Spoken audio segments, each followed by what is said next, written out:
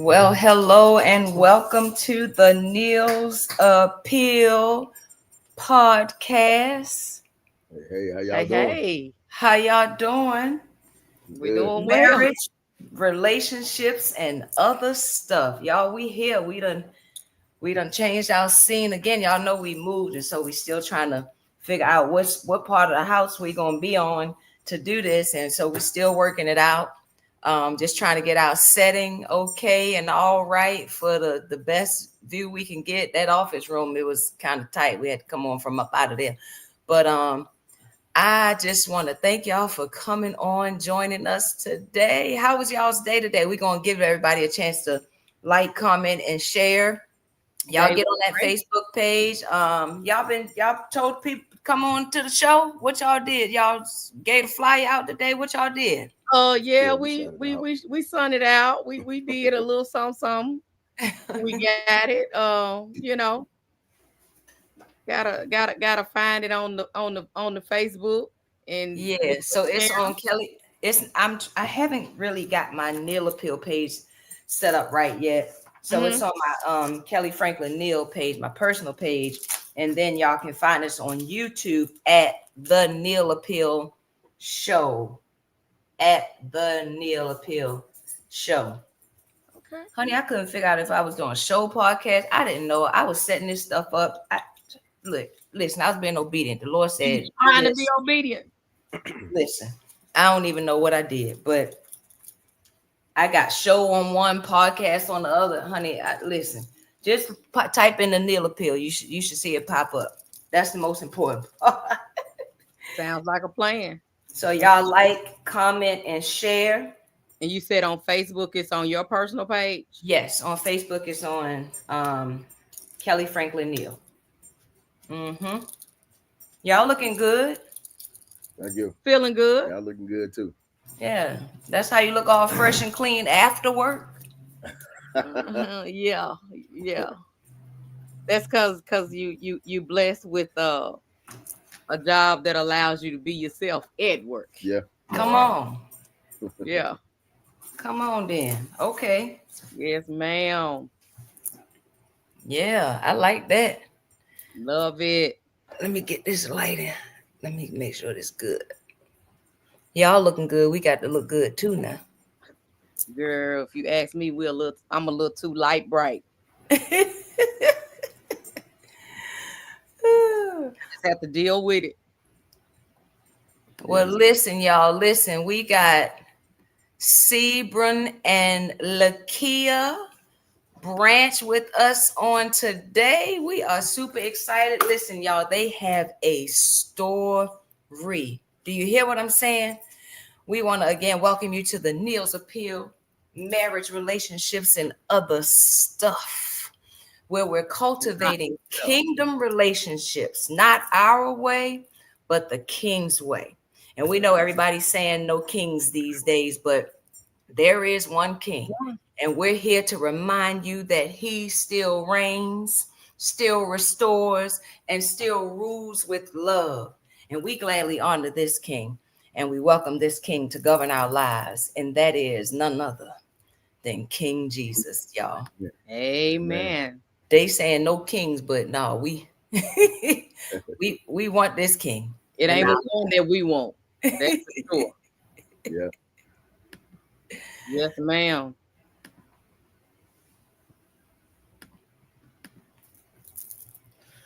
Now, before we dive in, we always like to remind you that we're not counselors, we're not therapists, but we and can coach but you. we can coach you. You know, we got about 26 years in this game, so we know a little something. We don't know it all, so along the way we're learning as well. I agree. We are in the same boat. Learning and growing together. Absolutely, Right. That's absolutely. right.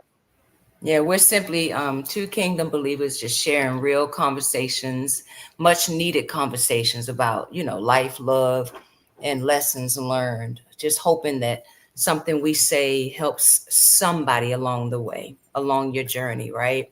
And so y'all know how we do it. We like to loosen things up with a little bit of fun first. So you know what we get ready to start off with, the most likely to, right? We're gonna play this game right quick. Sebrun and LaKeyia.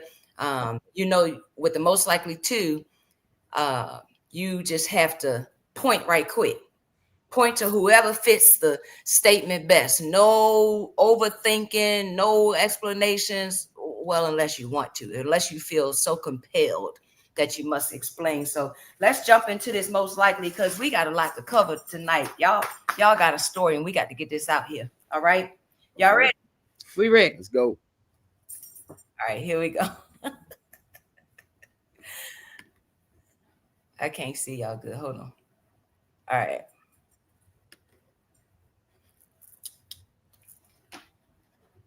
You ready, Fred? Yeah, I'm good. Who is most likely to start a deep conversation at 1 a.m. in the morning?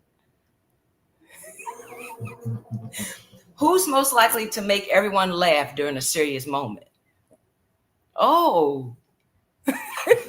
She said she was gonna point at him on that. You said that. You said Okay. Let's say, who's most likely to pray first and process later?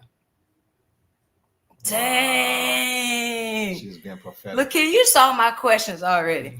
No, I know him. Who's most likely to remember every detail of a story and run it back like it's a movie? Okay. Yeah, Fred don't like that about me. He'd be like, yeah, that's too much detail. Let's get to the point. Who's most likely to turn a car ride into a full concert? You already knew the answer. Come on, Kel. I didn't think he was going to get much points, so I had to put. I'm talking about a conversation. A conversation turns into a full concert. Yeah. All right, let's get here. Who is most likely to take the longest to get dressed? She's being disingenuous. It's me, actually. It's me. I'll be honest. She's being disingenuous. And that's to church. That's to anywhere you just anything. It's me. Yeah. I don't know what that's. I get distracted. Oh, you okay? Yeah, you get distracted. Yeah, that's easy. My mom used to get up and wash clothes and like I get distracted. If I get up early, I think I got a little more time, so I'll get to doing something else, and then I realize time done pass me by, and then I'm rushing to get ready. And then we be late to Bible class. Used to be late to Bible class every Sunday. Be like, Ma, you done got up and did chores. Yeah, cook breakfast, wash clothes, everything. All right, I got a couple more. Let's see here.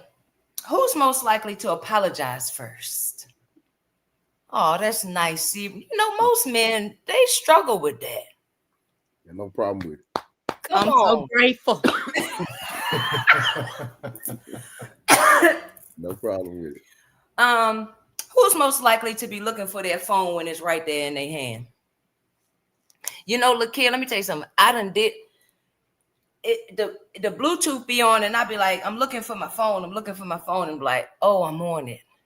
Listen, I had my phone. I don't even know if that's funny no more. I know. I had it on my ear, and I kept saying, baby, I can't find my personal phone. I got my work phone, but I can't find my personal phone. He said, baby, you own your personal phone.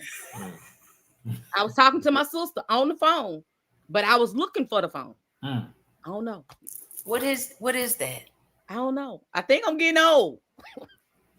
Nah. It's happened to me. Yeah, please not say that. Please not. Let's say it's got a lot going on. That's all. Yeah.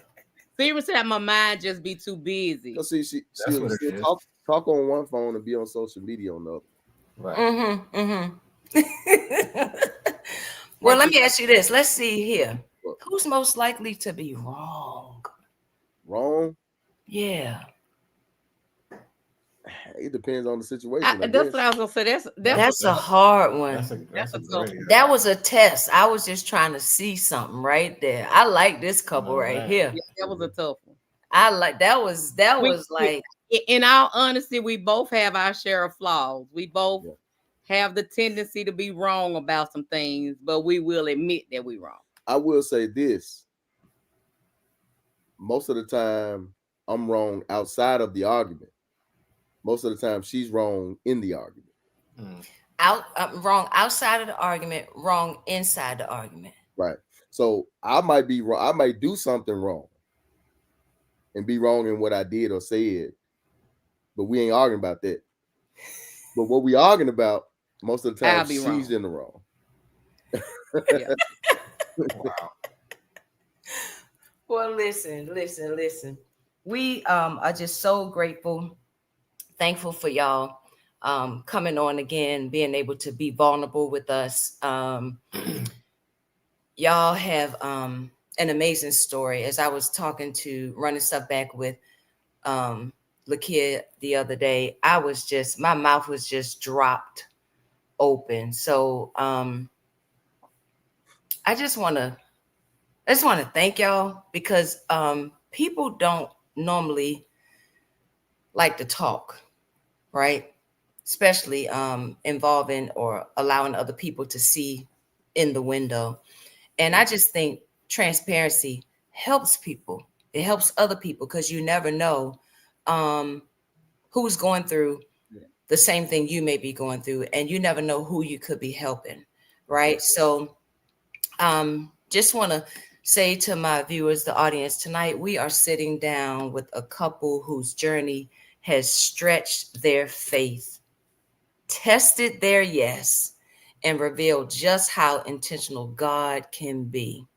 We got Sebrun and LaKeyia Branch, and they have walked through loss, blended family challenges, ministry transitions, and miracles that only make sense when you look back and see how God was carrying them the whole way all along. So their story is honest, it's layered, and it's full of the kind of faith that doesn't fold. So I want us to jump right in, y'all. Can we get going on let's start with y'all's love story. I need you to tell my audience how long. What you say, LaKeyia? I got a message that says the page ain't live, so they can't find it. The page ain't live. Wait a minute, devil. I'm on here. Let's see. It says live. It's here. Did Kelly Franklin Neal?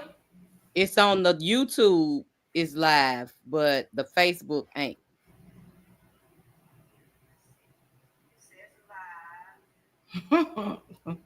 Ask him now.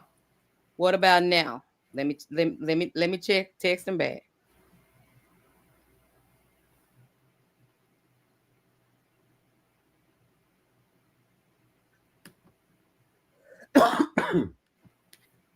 Excuse me, y'all. We're gonna wait for this.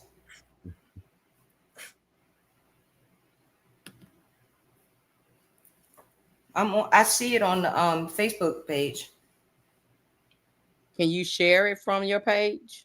Who I'm sharing it to? Who I'm sharing it to? I'm not seeing it. When I go to your Kelly Franklin Neal It page, said Kelly Franklin Neal is live now. yeah, it's not showing that it's live here. Yeah. And it says live on my page right now. Oh man. I hope that hasn't been. See, when we look it up, it's not showing that you're live. You're supposed to just be able to log on and see that. Right. It said right there that the check is checked up there. It's checked up there. Yeah, I see it's red up here. Yep, 13. It says 13 minutes ago. We on. Look. That's my Facebook. You must not be my friend then, but I'm always on the call, so Yes. I know. Well, let me share. Can I share it to you right now? What's your name on here? Look, Alvin says he's on the live page. Okay. Hey, Alvin. So can I share? What's your name on Facebook, LaKeyia? LaKeyia Branch. LaKeyia. LaKeyia. There you go, right there. So I'm sharing now. Boom. Did I do that right? It doesn't Hey. matter. They say they logged in on YouTube now, so it's okay. Hey, while I'm in here, I'm going to click this like button and the love. All right. I just shared it with you, I think. Yeah. Okay. Okay. Maybe they not my friends. Oh, and that would suck, wouldn't it? It shouldn't matter. Because they're missing an awesome friend. Wow. Maybe they're not my friends. That's not good. We gotta get down to that. So they on YouTube. Can we go? Yes, we can We go. good? Let's go. All right. So I want y'all to tell us how many years you've been married. How did you meet? What drew you to each other in the beginning? Let's just give us the relationship of Sebrun and LaKeyia. Whoever wants to talk can go ahead on top. Well, we've been married for going on 23 years now. Okay. We met at church, actually. Amen. The very first time we met, I was a young buck, and she was a young adult. And I saw her at church. She walked up in there with this yellow flower dress on, and I said to myself, "That's a nice looking woman right there. I think I'm gonna go holler at her." But there I was, not knowing what I was getting myself into. Uh-huh. But I had the confidence of a lion going into a pack of hyenas. So I walked up to her and I said, "Hey, what's your name?" She said, Sister. I didn't say sister nothing. She didn't say sister. Okay. and she said, "My name's LaKeyia." I said, "Hi, LaKeyia, how you doing? You look beautiful." She said, "Oh, thank you." Then I said, "When we get married?" Oh, wow. Really? That's the first thing I said to her. Yep, when we get married. And it took her by surprise, of course. Tell them what you were thinking. I said, my response was, "Mary, you don't even know me." And he came back with what at the time was, in my opinion, the corniest thing he could have ever said, but it stuck with me. He said, "But I can get to know you if you let me." Come on. Yeah. Come on. So I buckled to in the car seat, got in the car and rode on back down the road. But the whole time that I'm riding down the road, I'm thinking to myself, who that little dude think he is? He don't even know. How he gonna approach me like that? And then talking about I can get to know you if you let me. I'm like, okay, whatever. You know, But you were intrigued. I was. Uh-huh. I was really trying to brush it off, right? But he's so persistent that after that, I'm at my grandma's house. We're about to eat Sunday dinner. And who comes through the back door with my uncle from church? He's trying to get to you. Right. So he's just that determined. So he comes over for dinner, and my uncle, and I'm like, I go to my uncle, call him in the back room, you know how you call him to the meeting. I said, "What you bring him over here with you for? I don't like him." And he was like, "He ain't over here for you. He with me. He came with me." And I was like, "Okay, cool, whatever." But the more we talked to each other and the more of them Sunday dinners he showed up for, it became very interesting. And ironically, we were already both seeing other people, but we became good friends. And then time went on. He graduated high school. He started to buff up and look different. And our relationships kind of went sideways, but we were still cool. Right. Even though the people we were talking to, those relationships went sideways. And then it just went from there. He just was like, "Hey, you want to go to the movies?" And it went from there. Yeah. So Sebrun, when you went to the house with the uncle, you knew you were going to LaKeyia's family? Yeah. House? Oh, you set that up. It was a setup.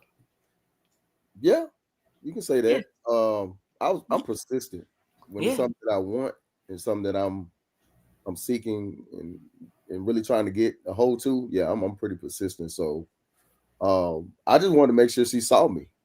Okay. I wanted to make sure she saw me, not some little boy, right? So Uh-huh. so yeah, I showed up. So funny he's saying some little boy, but that was actually what I said. I kept telling my uncle, I don't like that little boy. I don't like that little boy. So you're older than him, LaKeyia, right? Yes. Yeah. So that's why you I didn't do. take him serious because you're five years older than him. You was like, little boy. I don't Uh-huh. like that little boy. Yeah. And it's funny, my stepdad actually told us. He actually told me, he was like, that's gonna be your husband. I was like, no, it's not. No, ma'am. He cool, but nah. Well, we got the proof right here. So that's that. It looks like that's your husband. That's my husband for 23 years, November the 30th. 3 years. So come on, let's jump right to it. For 20. So let's jump right to it. Y'all got married, but there was some opposition there, right? Because Sebrun's mom did not approve of you, did not want him to marry you, probably your age, and you just mentioned Tootie. That's my girl, by the way. I love Tootie. You already had a baby, LaKeyia. So walk us through what that was like, trying to understand where his mom was coming from. Like what was that season like for you with knowing, again, you were a little older and you already had a child. How did you navigate dealing with knowing that you weren't the chosen one in her Okay, eyes? so I guess you could say hindsight is 2020. At the time, there was no understanding of that for me. Like, it was no comprehension of it. It was no acceptance of it. It was just the blatant, to me, fact that she didn't like me or she didn't think I was good enough for her son. So, you know, but then I guess you could say the difference was the fact that her son was persistent and loved me, like, no matter what. And he expressed to her those things. So I was like, okay, well, he willing to at least stand up for me or stand up for the fact that I am who he desired to be with.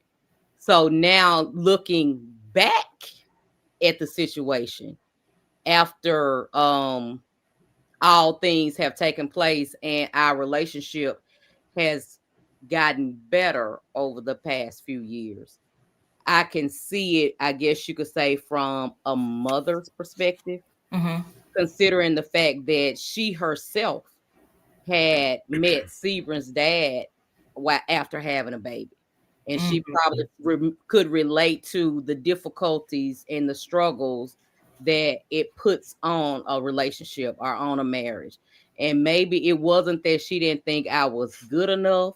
Maybe she kind of thought that that was just something she didn't want her son to have to experience or deal with. But needless to say, that conversation has never been had as to why any of those emotions or feelings were there. Yeah. Because her darling son has matured me to a level of not seeking an apology or an explanation and just letting go and loving like Christ. So because of that, our relationship has truly matured and gotten a whole lot better over the years. Right. Of course, there was also the element of at that particular time I hadn't yet truly started my life career, things of that nature. So I'm pretty sure there was some pushback on why are you doing this now? Why are you not trying to establish yourself first? And all of that stuff. So all of that stuff kind of played a part in it. as well as, it's just the mother factor. The mother wants the best for her son, and she didn't Right. feel that was the best for her son. Well, let me ask you this, because she didn't want you to marry her, but you did it anyway. So I Right. want to know, how did you manage that tension of protecting Kia, right? Protecting Kia's, but yet still honoring your mother. How did Oh, you how did you manage that? Like that's tough. You in the middle of that. yeah. It was tough. It was tough, but it wasn't very hard for me to say that, this is what I'm going to do, simply because I was of the mindset at the time that I wanted to be a man. I wanted to have a family. I wanted to get out of my parents' house and establish myself as a young man. So I was more driven to do that, more so than to just, uh, I guess, pander to or cater to the thoughts of my parents. And my father was all supportive of it. With me, my father talked all the time about things like that. So he understood where I was pretty much the whole time. But my mom, it took a little while for me to actually say to her, "Well, Mom, this is what I'm gonna do. I love you. You'll always be my mom. You'll always be, that for me. But I'm looking to take on another life. So this is what I'm going to do." And it took me a while to say that, but I mustered up the confidence to do so. Wow. So even down to the extent that his parents had to sign the marriage certificate, because at the time he was under 21. He Yeah. wasn't turning 21 until that next month. Yeah. We got married that November the 30th, and his birthday was December the 26th. So his parents had to sign. Dad said, "We're signing." Mom said, "I'm not." Dad said, "Yes, you are." So they did sign the marriage certificate, but Mom said, "I'm not coming to the wedding." Oh, wow. Dad said, "Yes, you are." Yeah. And she came and she participated and she was cordial, and they did the rehearsal dinner as the son's family do. I mean, she did all the things Yeah. Wow. because she loved her boy. Yeah. But recently she has expressed to me that she loves me and she loves how much I love her boy. Come on. So I mean, so what's the time span in between the the relationship, the building of the relationship between you and Mom? Woo! Wow. It's been a long time. I if I had to honestly say, the relationship has come to its greatest point over the past 2 years. Oh, wow. Wow. So y'all were married well over 20 years before she actually. Before it actually came full circle. Wow. And I think it was more because I was waiting for an apology. I was holding on and waiting for, I kept saying to myself, like, because she's always been nice to me. She's always been kind. Okay. But in my mind, I'm constantly saying, how's she gonna just keep acting like nothing ever happened? Like, Yeah. how's she gonna just keep approaching me like we got this great relationship? Like, she didn't just hurt my feelings, like I wasn't good enough for her boy. But after Sebrun matured me past that and the seeking of an apology and all of that good stuff, and I let go, the relationship has, oh my God, like it's crazy. Wow. Yeah. Also, So okay, I'm sorry. Go ahead. go ahead. You good. You good. Go ahead. Also, it probably would have been a lot sooner, but there were other factors that factored into the slowdown of the mending of that relationship or cultivating of that relationship. So, I mean, those things had nothing to do with us, but there were other factors as well. Gotcha. Wow. Like Sebrun's dad passed, and then she started dating others and all that. So then the relationship just kind of got rocky in and of itself. Right. But the love has always still just like been there. And Right. even it's really funny. In the beginning of our relationship, I was always referred to as Sebrun's wife. You know, that's Sebrun's wife. That's Sebrun's wife. Well, it eventually matured, and now I'm her daughter. Come on. I'm not her daughter-in-law. Now I'm her daughter. Come on. Mm.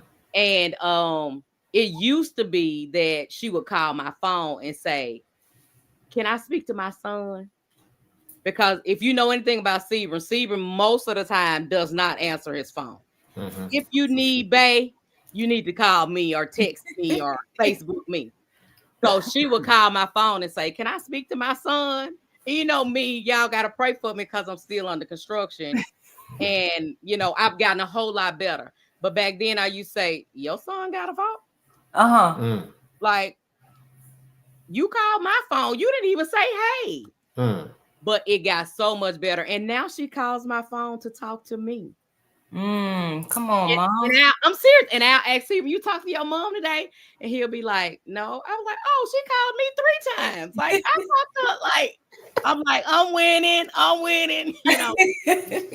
She'll call me and be like, "Hey, I ordered something. I want you to come down here and see it." I'll be like, "Oh, Yeah. okay." That's a good feeling. I know. But I look at that Sebrun's wife, kind of what we talked, you guys kind of joked about last night about somebody such and such church. Let's not get into that. But Yeah. Sebrun has always been like a marquee song leader too. So you know what I'm saying? So I look at it from the standpoint, okay, this is Sebrun's wife, you know what I'm saying? So she's somebody. I'm looking at it from a positive standpoint. All right, I like that too. I'm winning both ways. And so I mean it's good that I'm saying now she calls you or whatever, and I'm saying y'all kick it or whatever the case may be or whatever. But I mean, he's always been a song leader for us as long as I've known him, you know what I mean, or have heard about him, Sebrun. So he's the marquee song leader, whatever. So that's Sebrun's wife. So I look at that as being, almost on that first lady type deal standpoint. So Yeah, and that's the way a lot of people treated us. that's the way I see it. That's the way, and it's funny you say that because most of the time in the church, period, for the most part, when people see me or introduce me, they'll say, "Well, that's Sebrun's wife." Yeah. Well, that's Sebrun's wife. Right. Sometimes I want to have a name, but I'm okay with it. I'm somebody too. Yeah, I'm like, I do got a name, but I wear his title too. I'm okay with it. I know the feeling, so I'm Kelly's husband, so See, come on. I'm cool with that. God did it though. God did It's it. all good. So let me ask you this. Y'all brought up Sebrun's dad passing. So y'all had gotten married and he passed shortly after that, Yeah, right? 3 years. 3 years. And LaKeyia, you said that y'all had a good relationship. So he was my dude, right? So when he passed away, I would tell Sebrun, I would find myself crying to Sebrun and saying, "Ain't no way your mama gonna like me now." Like, he was my only plug. My plug gone. Sebrun was like, "Baby, come on now. It's gonna be all right. It's gonna happen." And that factored in too with the long drawn out holdout on the rebuilding or the constructing of a relationship too. I'm sure, and I know my mom enough to know that she felt like she was losing both her men, both the men in her life. So, it took her a while. Yeah, She dealt with that grief. She dealt with that grief. So. I get that. Sebrun, I'm proud of you. Yeah. And LaKeyia, I'm proud of you because like Sebrun was saying, you keep waiting for an apology. You may not get an apology. You just gonna have to forgive. And so the fact that you were able to forgive without the apology, that speaks volumes for you and your growth too, because it's a lot of times we are not going to get the people that have hurt us in the past. They're not going to come back and say, "I'm sorry," And so can we still love and forgive like how God asks us to love and forgive? So I'm proud of both of y'all for that. I wish I had hand claps I could put in the chat or something. I'm proud of both of y'all for that. So listen. But secondly to that, though, God judges you for how you respond to That's right. The insult. You follow what I'm saying? So I'm still learning that portion of, forgiving folk when, you set yourself up to expect an apology. Yeah, you probably do expect, deserve an apology, but at the same token, just give them some grace, and, maybe time will heal and work itself out to where they will come back like she did and apologize to you. And that was one of the things that Sebrun was saying. He was like, to be honest with you, as long as you holding on to that, you blocking your own forgiveness. That's right. That's right. You got to move on. You got to move forward. And my thing has always been this: love big with small expectations. That's good. Yeah. I was just about to say, what was I'm trying to get there? It's a lot harder to be disappointed that way. That's right. That's true. I was just about to ask y'all, give us some wisdom for some other couples that may be experiencing complicated in-law stuff. And so what you just said, Sebrun, that was right on time, Yeah. And what we were talking about the other day when we were like, you just got to be the bigger person. And what did you say, Sebrun, about that bigger person? You don't have to be. It don't make you a bigger person. It actually makes you small. So that God can be big in that situation. Come on. I love it. So it was just, and that would be if I had to give a bride some advice on some struggles with mother-in-law situation, I would just encourage you to let them see the Christ in you, like love them like Christ. That's it. Because if you do that, it's going to outshine anything that they could possibly be feeling, and it's going to change the way that they feel about you. Right. Because they're going to see the goodness that's inside of you because of the showing of Christ, and they gonna change. Yeah. Yeah. Right. That's right. I get that. Let's jump to parenthood, right? Because LaKeyia was already a parent. Sebrun, you didn't have any children. You married, and voila, the blended family right there. And we used to see y'all back in the day, and Tootie just seemed like she loved you from the start, Sebrun, actually. Well, am I wrong, Kia? You're absolutely correct. Yeah. That was getting on my nerves. Look, that was getting on my nerves. Even to the extent that she has said from inception, if you and my daddy don't work out, I'm staying with daddy. You can leave. Oh, wow. Wow. Yeah, and at the wedding, I also married Tootie. Yes, you did. I gave her a ring. And I told her that I always be there for her too. So that was one of the things I wanted to make sure she knew and understood. And that's the way it's been. Now this picture right here, Tootie was how old? Autumn was not here yet, correct? Tootie was 16. Tootie had to be 16 then. Tootie was 16. Wow.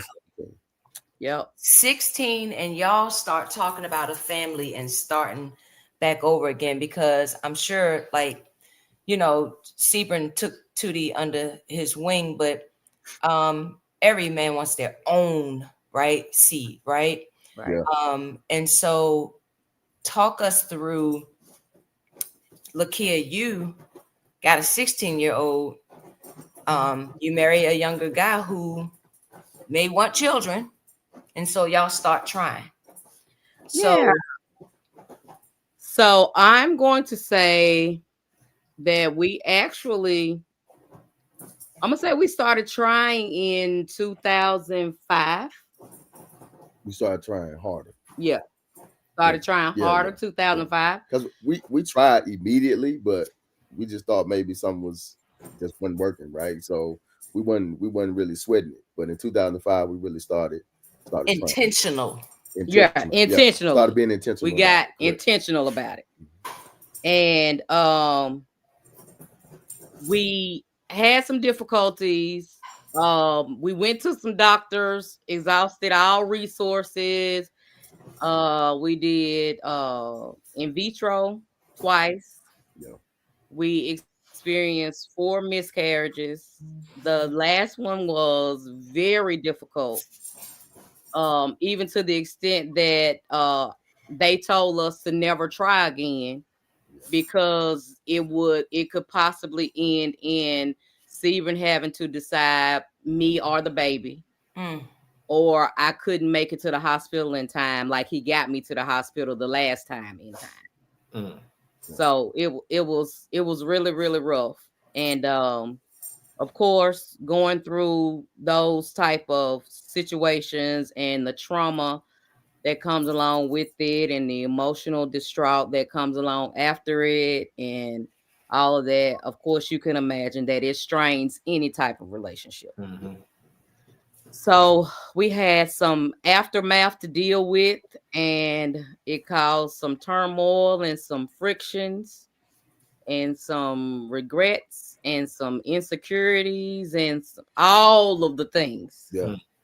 You and here's my thing. You had Tootie already, so I was like, why was it take? I remember being a part of that.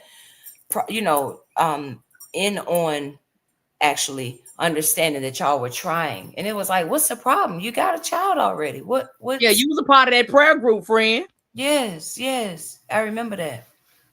Yeah, so it was very, very. Yeah, So we were just being told. I think ultimately we were being told that endometriosis had set in, Yeah. and she just could not carry, from one place to the next, right? So, um, I don't know. It was really rough. It was rough because we both really wanted a baby badly. So, um, we were dealing with at that time. I was dealing with the grief of my father passing as well, and and not being able to conceive. So it was tough, and she was dealing with the same thing, but she was also dealing with the insecurity of not being able to produce, for her husband. So it was really rough. We did a lot of stuff that we probably would have never done if not for that situation. And a lot of those things were not so good, but God brought us through it, and God saw fit that we needed a change, we needed a shift, and we need to be put in position to trust Him. yeah, you went through two in vitro. IVF is not no cheap thing. Y'all went through two. Y'all went through Yeah, two rounds, and Fred, they insert eggs, right? And they normally do more than one because you want to make sure it takes. LaKeyia let them people put 6 yeah, at one time. So yeah, that means she And so could the possibility was you could have you could have none, you could have one, or you could have up to 6. what you call that? What's them called? I have no idea. Sex Sextuplets, I Six think. couplets, right? What y'all? Look, the only good part about the sextuplets, I think, was something like if you have that many kids, you automatically got some type of lifetime government assistance or something to help with the kids. I think that was like the only plus to it if it had happened that way. But God didn't see fit for it to happen that way. And it's ironic that it's not ironic. I can honestly say that during this whole process of seeking doctors and going to doctors and doing all said tests and exhausting all resources and money to accomplish our goal, yeah, we can honestly both attest that we probably never once consulted God. Would that be a fair assessment? that would be fair. Yeah. We were completely driven. We were completely driven with finding ways to make this happen in our own power. Yes. So if we had to give some advice, especially to those who are believers, believe in the one that gave you life. That part. And He'll give you life. He will give you new life. Wow. Wow. So y'all was just, you like, listen, this how it happened. You lay down, this how it go. This, we married now. All the things. We married now. Why is this not happening? You got teenage pregnancies, and now I'm doing it the right way. This can't happen. So now you start pointing blame and pointing You fingers. sound just like me, girl. I was crying. I was like, see, Lord, and now I'm trying to do it the right way, and you won't even do it for me. You got folks throwing babies in the garbage dump every day. And here I am. I'm trying to have a baby. Was I not? Yeah, you're right. I was crying, like I was fighting. I was wanting to beat him up. He was just trying to comfort me. I'm just pushing him away, like just leave me alone. I was like, you know what? I got one even better for you. Why don't you go find you somebody else? And we can just resolve our relationship, and I'll say that I was the one that messed up. Blame it on me. Say I cheated. Do whatever you want to do. But from me, I free you. You're free to go. Yeah. And he was like, You see how the devil get into spiritual warfare. That's spiritual warfare right there. When you ain't giving, I'm serious. When you ain't giving what you're dealing with to God. That's right. I'm dead serious. The devil will creep in every time. So just imagine our thoughts. She just expressed what she was thinking at that time.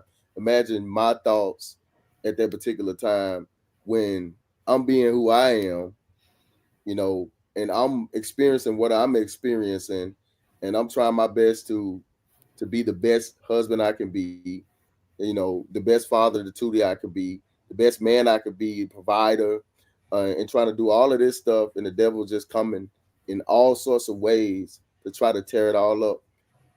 Yeah. God had to shift us. And Sebrun, LaKeyia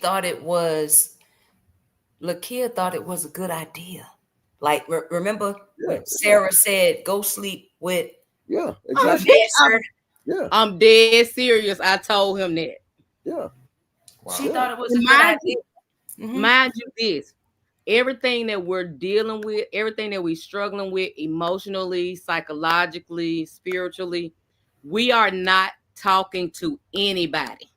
We're not talking to our preacher. We're not talking to our family. Not my mom, not his mom, not my best friend, not my sister, not his, absolutely nobody. We are in our house, in our own room, trying to deal with this. All of these emotions all by ourselves. Yeah. So many late nights, so many nights of no sleep. And then in a lot of those years I was working overnight. So it was a lot of stuff going on. A lot. So your communication as a couple was affected.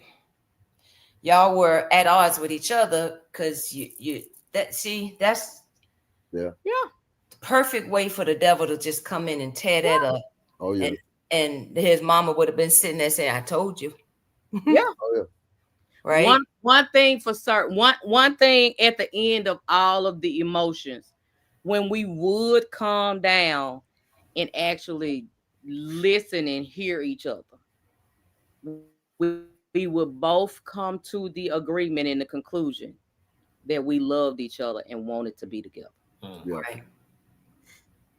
That's when Sebrun told you, I don't care if you don't have a baby. I don't have no kids. I'm good. Right. And I'll say this, man, look. We need to understand the power of the Holy Spirit. Right. We really do. The Holy Spirit is not a joke. The Holy Spirit is real. It's real. Yeah. And if you don't have the Holy Spirit in you, man, you will make some decisions. I promise you, you will never be able to recover from. Seem like you won't bounce back. But I praise God and I thank God for the little bit of Holy Spirit that I had in me. Right. That I could still speak life to her. Right. Yeah. Even though I was going through so much as well, I could still speak life to her. Yeah. And I could still deal with me. Even though I was making mistakes, even though I was doing things I shouldn't have been doing, saying stuff I shouldn't have been saying, I was still able to deal with me and speak life to her. Come on. As the head of the house, I was still able to be a light for her. You was definitely what I needed. You know, and it's funny how God works, because later on she started becoming that for me. Yep. Mm. The role had to switch. Mm-hmm. And because of what he had poured in and given me, I was able to give it back to him. Yeah. Right, because he could have easily, when you went into your depression and wouldn't get out the bed and stuff like that, he could have easily said, I'm out. I can't, you know, I can't deal with these. I can't do this. I'm not set up for this. Most men are not equipped to handle that. Yep. They don't know how to handle that. You know, a lot of times we thank God for doors that he opens for us, but you know, we should be thankful for the doors that he closed. That's right. Show right. That he didn't give us, you know, because the timing might not have been right. That's right. Baby, I'm telling you, we laugh all the time and say we thank the Lord for the unanswered prayer. That's right. That's right. Right. What we thought we wanted. That's right. Give me the time period that it took from, okay, so y'all got married, you start with the in vitro, you're taking the temperature, you're doing all the things. How much time passed before Autumn came? 10 years. 10 years. 10 years. 10 years. Now, walk us through. Come on. Walk us through. LaKeyia, come on, give the phone call. The phone. Okay. Walk us through the finding out, because y'all had done given up at this point, right? So we had given up, and God, this was a transitional period. We were like at our wits' end and at a rock bottom, and Tim Smith from Huntsville, Alabama, Tim and Michelle, they called Sebrun about being a youth minister in Huntsville, Alabama, at an inner city church. And at that point, like Tudor was fixing to graduate high school. We had given up on having kids. So we was like, okay, well, it'll be good. We'll have time to devote to a youth ministry, you know, with other people's kids. Let's pray about it. Let's do it. Okay, so we prayed about it. We did it. We get over there. We start working, all of the things, and we come home for a holiday, and my monthly friend didn't show up. So we get back to Huntsville, and I'm a complete wreck. And I tell Sebrun, I'm like, baby, I really think that I am. And he was like, no, baby, it's okay. You just stressed out. We do a lot. Like you done threw your body off. It's okay. But we stopped. I'm serious. You ain't finna take me down that rabbit. He was like, no, baby, it's okay. So we stopped at a dollar store on the way to work, en route to work. We stopped at a dollar store, and we walked through the dollar store, and they didn't have no pregnancy tests on the shelf. We were walking out the door, and the lady said, well, can I help you find something, ma'am? And I said, well, I was looking for a pregnancy test, but y'all don't have any. She said, yes, ma'am, we do. We just have to keep them under the counter because people come in and steal them. And I was like, oh, okay. So she was like, which one you want? I was like, which one you got? She said, well, we got one that costs $1 all the way up to $39. And I was like, well, if I'm pregnant, it's going to show whether I spent $1 or $39. So let me have 2 of the $1 ones. So I got the pregnancy test. We went on to work, didn't take it. So in the evening time, Sebrun would go and ride the van to pick up the kids from the schools to come back to the learning center that we did. So I took the pregnancy test, and when the first one came back positive, and I ain't believe it, so I took the second one.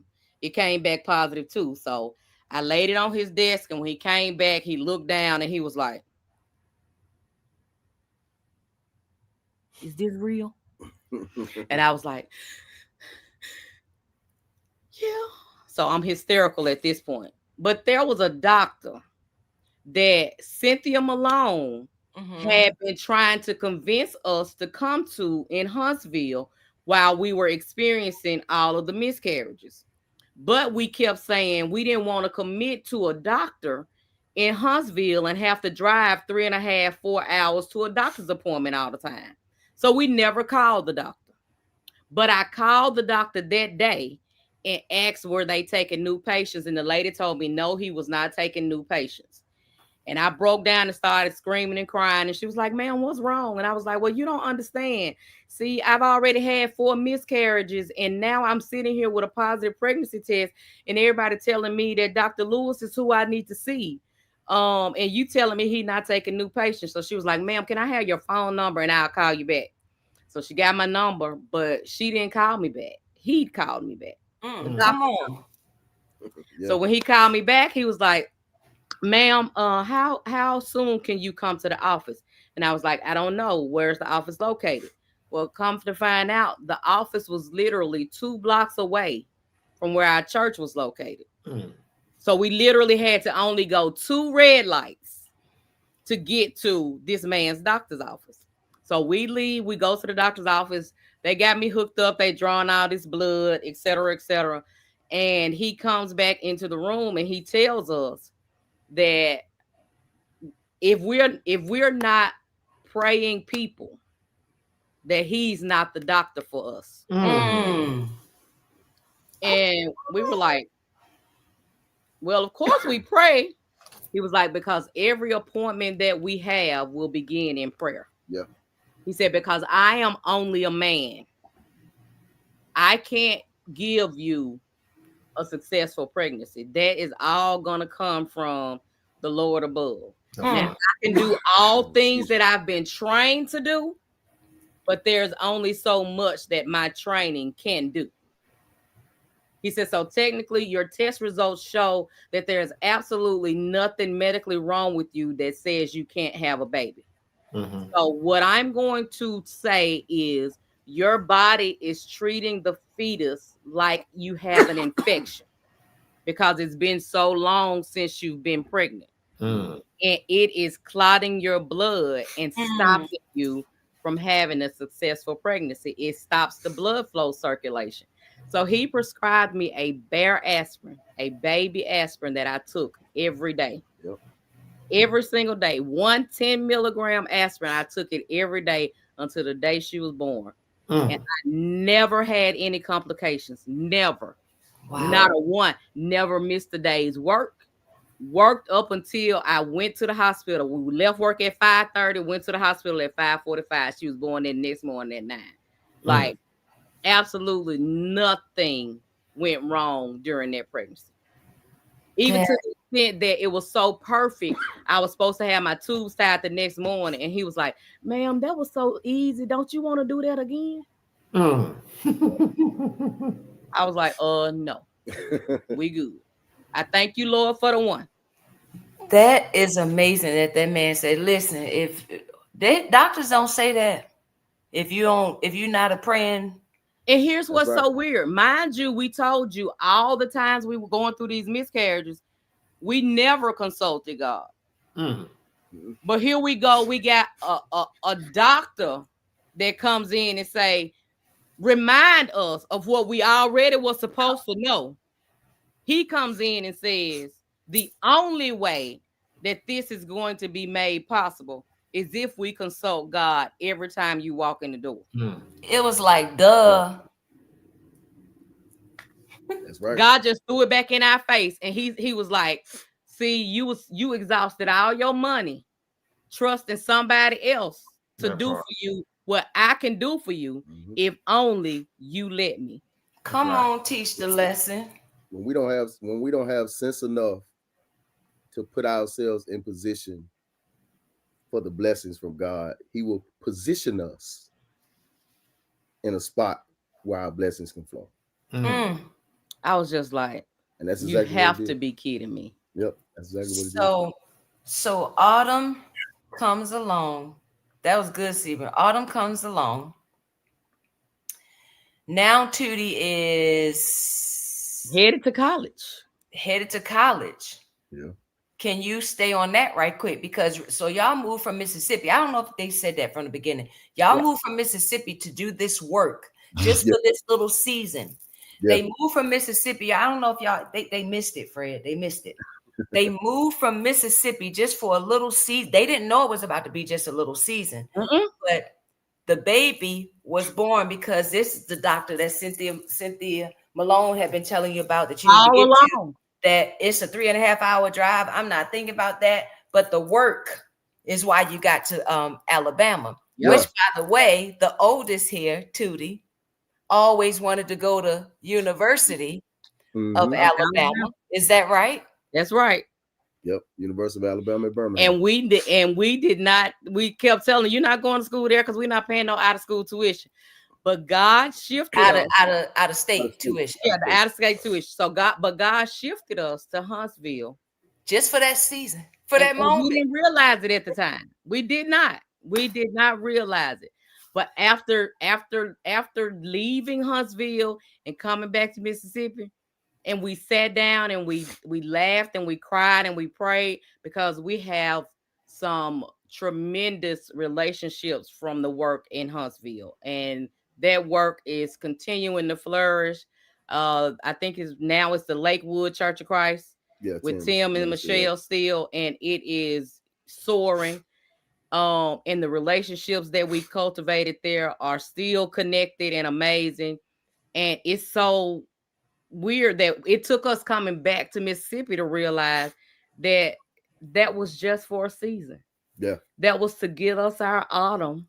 But you had to obey. Yeah. Yep. You had to obey in order to get like Sebrun just said, you had to be in position to receive the blessing. Yeah. It was crazy. And he put us back in alignment with what his purpose was for us. It was crazy. Because a lot of times what we do is we go out and we sort out these things that we want to do in life. We have these ideas, these aspirations, these plans, and we never consult God. Never consult. We pray, and we say, Lord, help me but do this. Pray for help what me we do want. this, right? But we never say, Lord, what do you want for me? Right. Father God, what do you wish? How can I better suit your kingdom? You know, what is it that you want me to do that will help uplift and upbuild your kingdom? We never thought about that. Never. This is awesome to me, because again, the obedience is what had you in that position, and the fact that you're not even in Alabama still anymore shows that God's timing is his kindness. God's timing, if we would just but obey. He was taking you to the doctor, and he was letting your daughter get her wish, her desire. And she's still in Alabama. Right. We came back to Mississippi and left our baby over there. And I'm gonna tell you, the powerful thing for me was the level of turbulence that we were experiencing here before going to Alabama was, for us, it was unbearable. The level of turbulence, meaning the people not wanting you to leave, the things that we were going through, just in our relationship, in our relationship, our marriage, just individually, we both were going through individual things, pains, regrets, resentment, all of these things that we were dealing with. That level of turbulence was so heavy that it was unbearable for us. And when God did that, when God made that move, it didn't just allow us an opportunity to be in ministry or to have a child. It changed our lives. It did. There's a name for a term that we use when somebody prays for you. What is that term called? Intercession. Intercessory prayer. Mm-hmm. You know, I was listening to a guy that mentors us, and there's a such thing as intercessory faith as well. Obviously, someone had more faith in you guys than you had in yourselves. Agreed. That doctor for one. You know what I'm saying? That doctor for number one. I mean, how many doctors? I mean, you know, these guys are in the business of making money and what have you. So how many doctors are going to say prayer first? I'll say, okay, so this is our guy. Yeah. You know what I'm saying? And it's funny you mentioned money. Yeah. Listen to this. We had a standing appointment at his doctor's office every Thursday. Wow. Every Thursday, that man did an ultrasound on me, and we never got a bill. Never paid a dime. Wow. Every Thursday. That's intercessory faith. God, I mean, think about Lazarus when he was dead. Yeah. When Mary and Martha was waiting on Jesus, you know what I'm saying? Jesus, you know, they went out and, Sister Rock and say, hey man, had you brought your dusty foot, you been here, Lazarus wouldn't have been dead. But guess what? Lazarus is dead. So Lazarus doesn't, he can't have faith. That's it. It was because of his sisters that had faith in Jesus that, that he would, would be revived. That's right. Yep. That's intercessory faith. I had to learn that for myself. Okay, we all know there's intercessory prayer, but that intercessory faith. I believe it. I believe it because even to the extent that even now, if I have doubt in a certain thing that we are about to do, but he believes in it for me. Right. And he continues to pray about and encourage me while in it. It's like, okay, I feel my strength coming. All right, I can do this. Yeah. That's right. So it's like he helps my unbelief. That's right. Come on. That's right. That just proves that we're all connected. That's right. As a community of believers, we're all connected, and we can't do this thing without each other. No, you can't. That's why I love y'all's platform. You say what? Say it again. That's why I love y'all's platform. Oh, thank you. We appreciate that. Yeah. Let's connect it. Yeah. Yep. I needed you to repeat that. So listen. Let me ask you this. So Tootie is all right. So the baby's born. Tootie is in college. So she's 17, 18 years old, right? 18 years older than Autumn. So let me ask you this, because sometimes when siblings are that far apart in age, they can either be super close or they're getting on each other's nerves, right? And so Tootie seems to be so absolutely in love with her and adoring her little baby sister, right? So with that 18-year age difference, what has been the dynamic for them between the two of them? Like, did their bond develop instantly, or did it grow as Autumn got older? Or were they just always, was that Tootie's little baby? Because they are so. It was instant. I think it kind of happened in the reverse of what you just asked. It was instantly just absolutely wonderful, right? But as Autumn got older, because Autumn is so intelligent and she picks up on things so well, and she's so articulate, and she speaks her mind. As she got older, then things had started to get a little bit, like that big sister, little sister type deal. Yeah. But I mean, early on, I know at least until Autumn got about 10 or 11, Tootie's, she still loves her to death. She still eats her up. But oh man, she was really so in love with Autumn. Yes. So it's really funny because originally she was distraught. Yeah. Originally, Tootie found out I was pregnant. She was distraught. She ain't the only one no more. She was depressed because she wasn't gonna be the only child anymore. And once she found out it was a girl, it was really left field. Like she was pretty okay when she knew there was a possibility that it could be a boy. But when she found out it was a girl, she went really left field. Like she didn't want, it was her daddy this and her daddy that and da da da.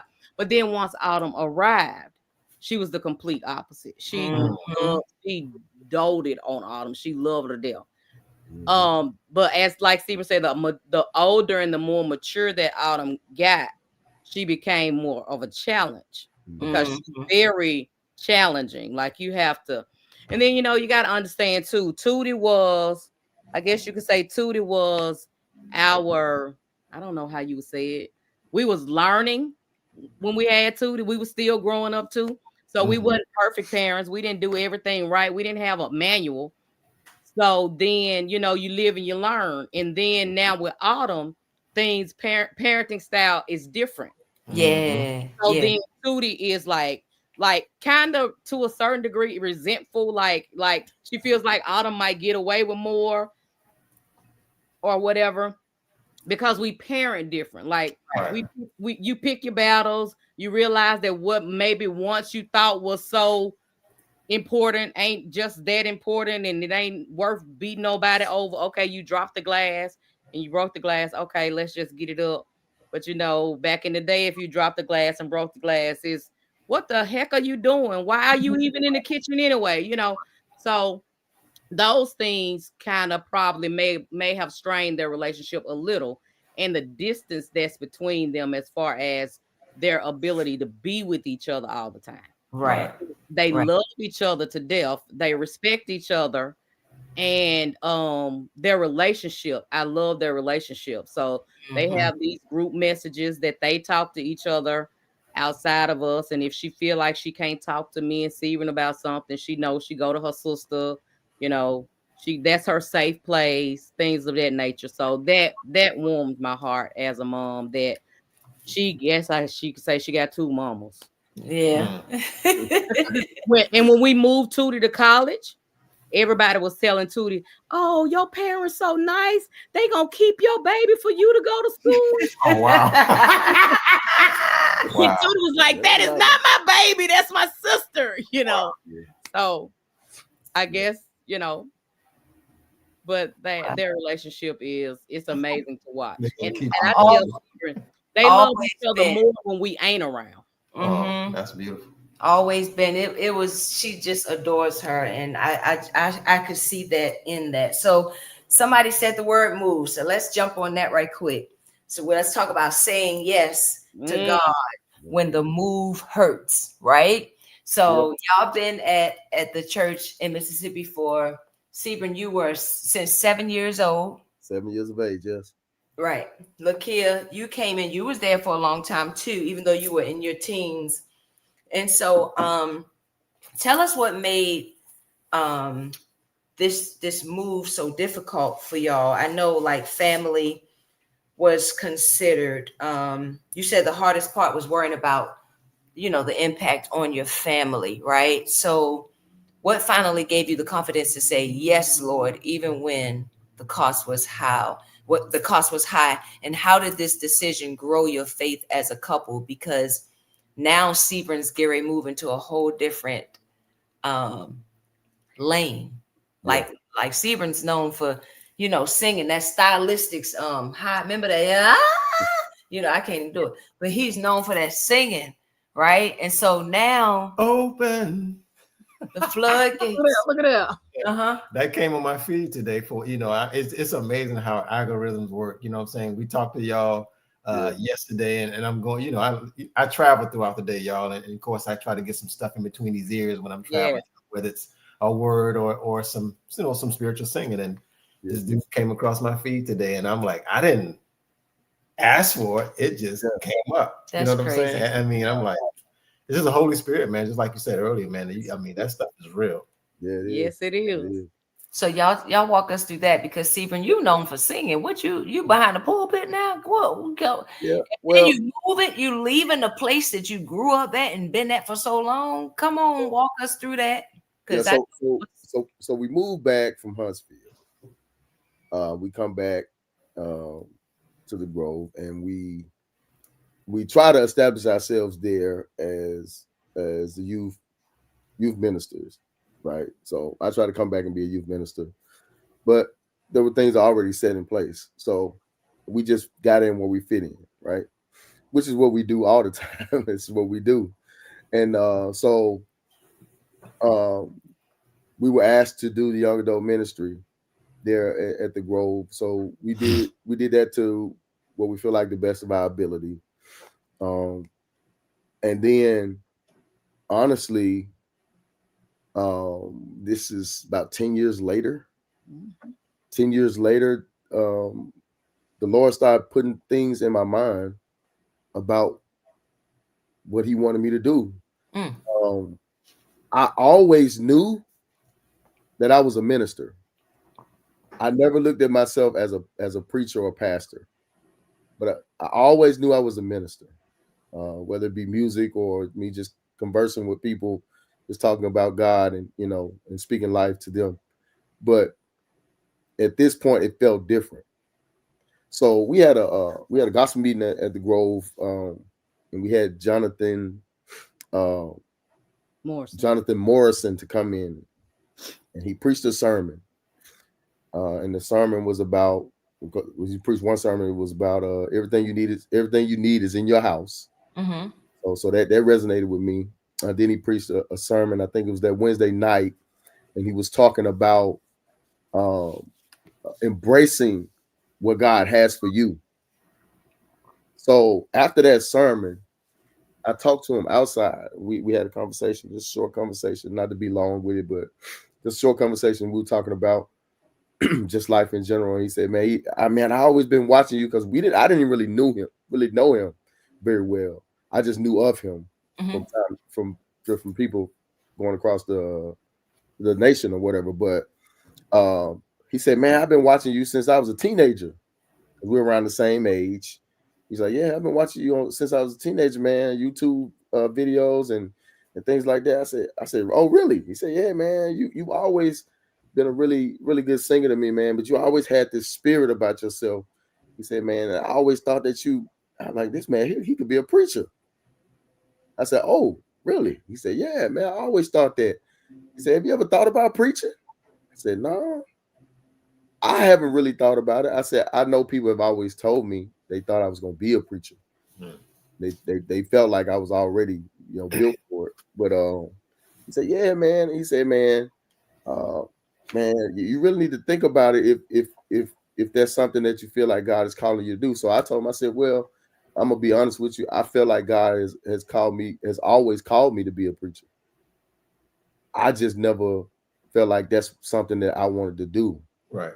I never felt like that being a preacher was, something that I would actually flourish in." So he was like, he said, "Well, man, I want to encourage you tonight to go home, pray about it. And if God is calling you to preach, if God is calling you to pastor, you need to do that. You need to embrace your calling." He said, "I can see it in you. Even when you were singing tonight," he said, "I can just see the spirit all over you, man." He said, "And you need to embrace that." So that word that he gave me, it elevated what God was already saying to me. God was already telling me, "I want to move you to a different level.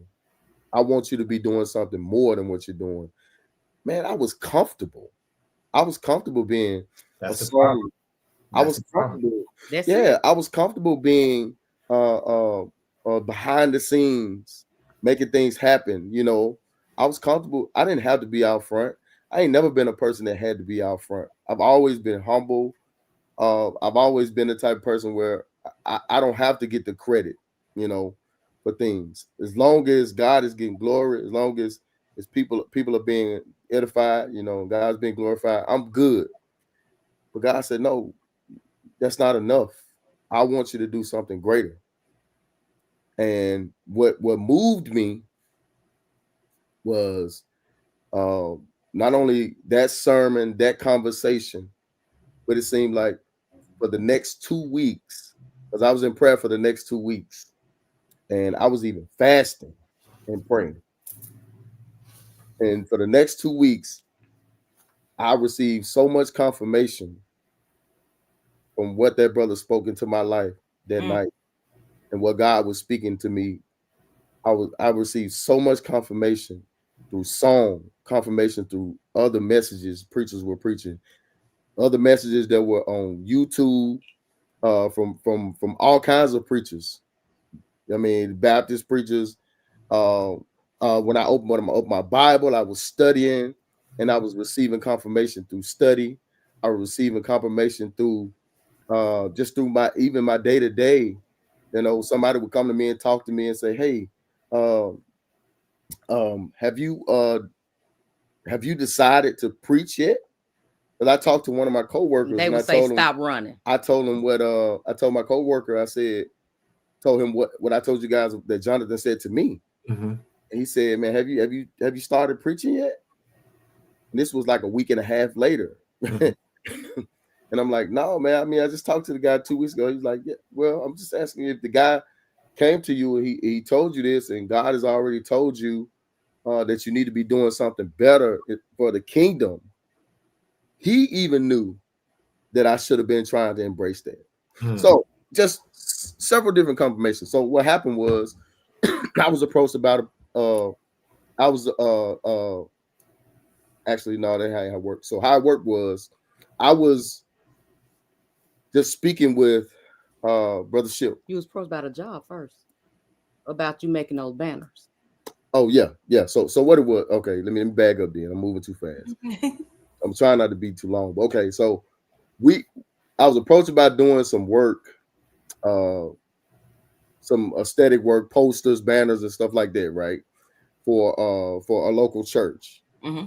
and that was before me and my wife even started our business. We have a business now that came about as a result of that. I was approached about doing that kind of work, so we was helping out and doing that kind of work, and then we started our business and launched it. And then the preacher asked us if we could do a website and all this stuff. So we were doing websites and posters, banners, social media outputs, and all this other stuff we was doing for that church. And a few weeks later, he told me that he was getting ready to leave that church and start a new work. He said God had encouraged him to start a new work because he was trying to do with him. He couldn't do it at that particular congregation because the leadership was not working with him, right? So he started a new work. But even before he started a new work, it was like we were both moving at the same time. Even before he started a new work, he was just comfortable with just visiting churches. Even though he was a pastor at one church or a preacher at one church, he was comfortable at just visiting churches, right? So we doing this work for him, for this other church. And the Lord is moving him away from that church, while the Lord is working on me, trying to get me to move, right?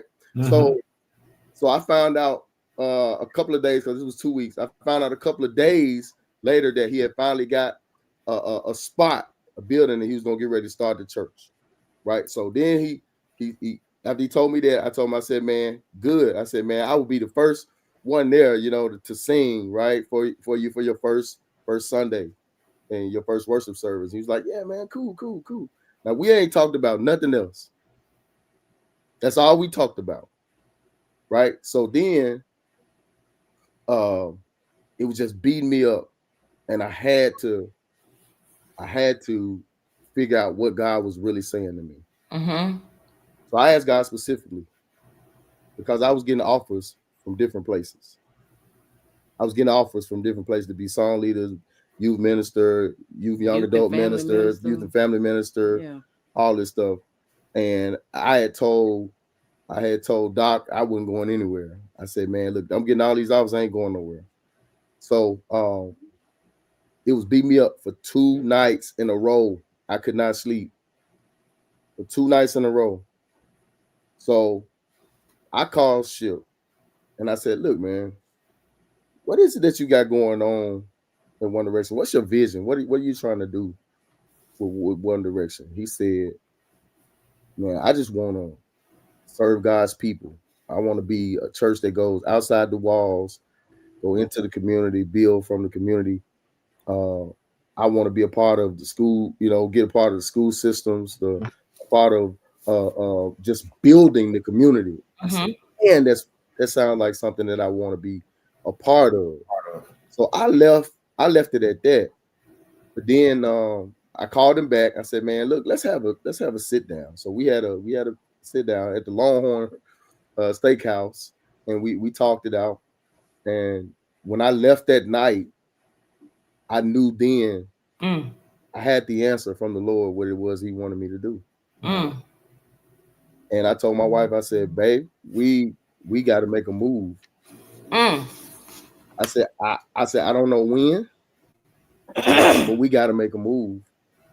And she was like, she itching over there. Same face. And she was like, That's okay. how I look. She was like, okay. I said, okay. So I said, okay, I don't know when, but we got to make this move. Now, all the while I was still dealing with the fact that I had to convey this message to pastor. I had to convey this message to my family. I had to convey this message to all these people that have relationships at this church that I've been in church with for 31 years. So all of the relationships, the friendships, all of this stuff.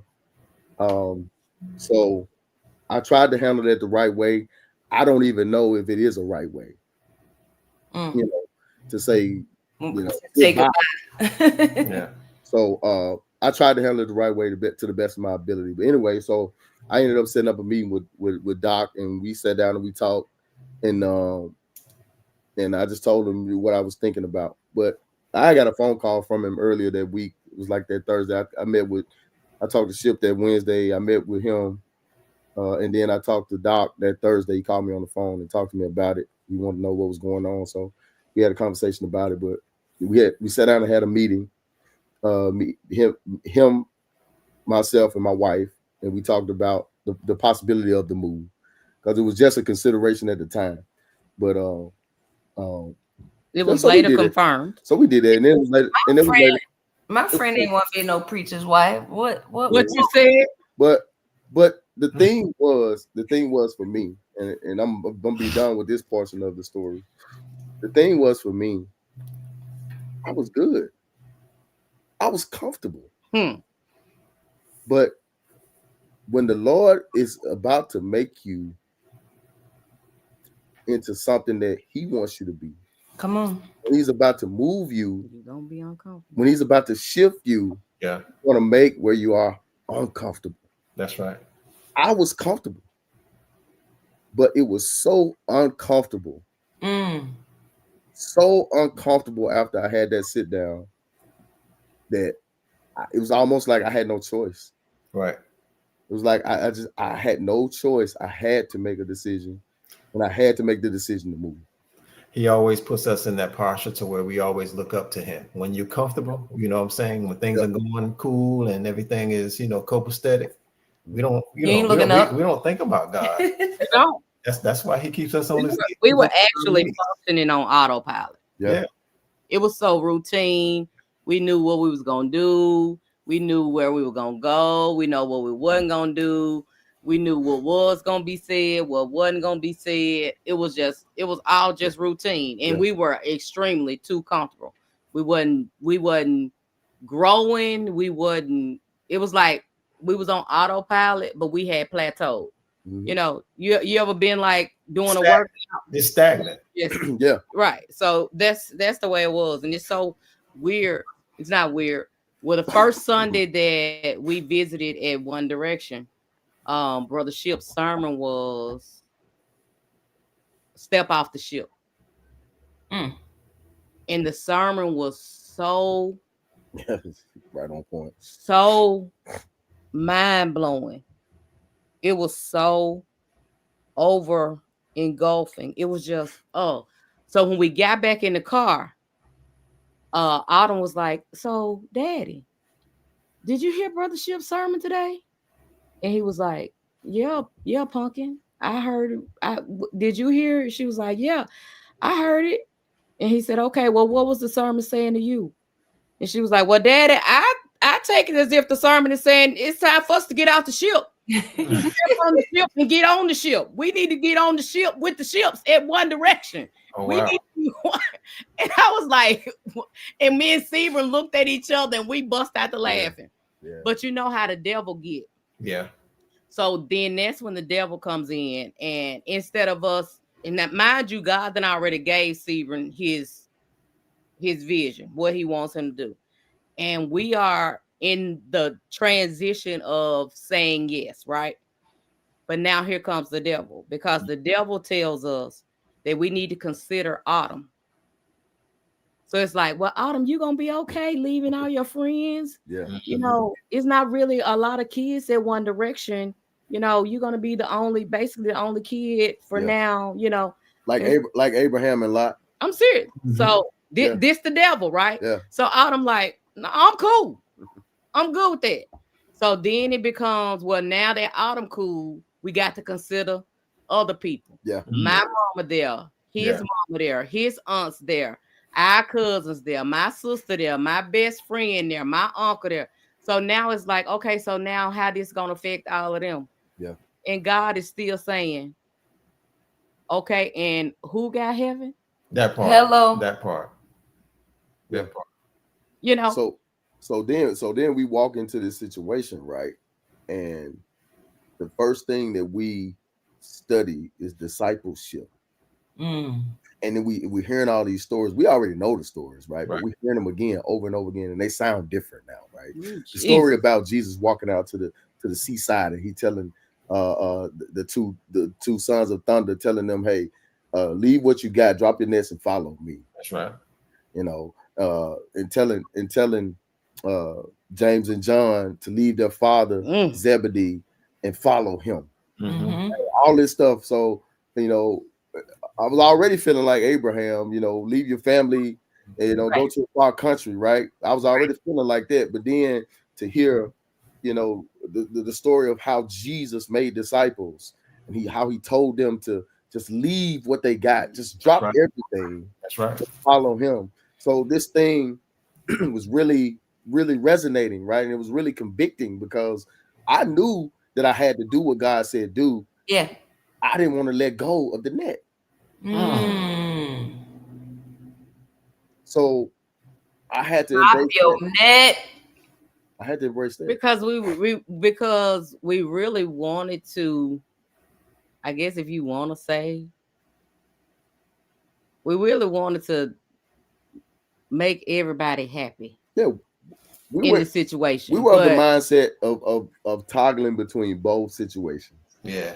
because there was a way in our mind, in our heart, Yeah, there was a way that we could make both of them work. no, But God ain't everybody. Lord You can't- right. You right. But in our mind, we had mapped out a way that we could make both of them work, that we could still You work. have left out of You're it. right. That's it.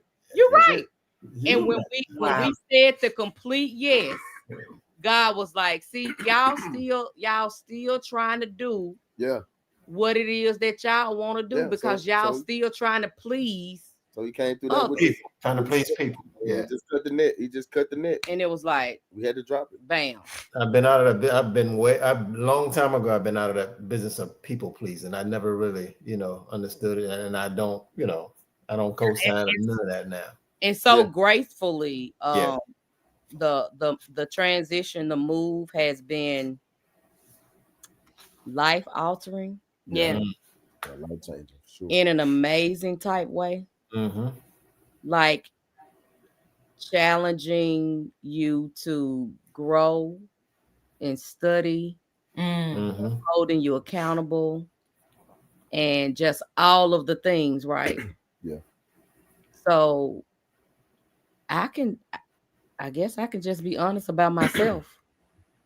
In the past 2 years, I've grown more and studied my Bible more in the past 2 years Wow. than I probably have my whole life. Right. Mm. This reminds me of a story of a couple that you guys know them just like we know them. Y'all know them well, just like we know them well. It took for them to go what they went through.